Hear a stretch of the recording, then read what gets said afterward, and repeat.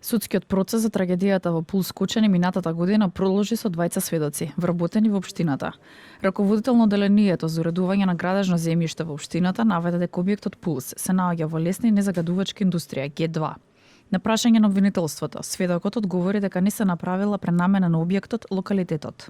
Имаше едно барање за паркинг места од Класик ДМ преку Дејан Јованов. Ние одговоривме дека може да се користат паркинг места за лесна индустрија. Барањето беше пред да стане Класик угостителски објект, односно на 3.10.2012 година. По одредени сознанија дека таму ќе се прави дискотека, ние решението за дозволените паркинзи за лесна индустрија го поништивме. Известувањето го доставивме до Класик и до Дејан Јованов. Го известивме и Државниот пазарен инспекторат. Тогашниот градоначелник Радко Димитровски имаше исти такви сознанија, па го праша Министерството за економија на 19.10.2012 година дали е поднесено барање за лиценца и дали е дадена лиценца за дискотека во тој објект. Одговор не добивме. На 6.11 испратив барање до пазарниот инспекторат да не се издаде лиценца на Класик ДМ за дискотека.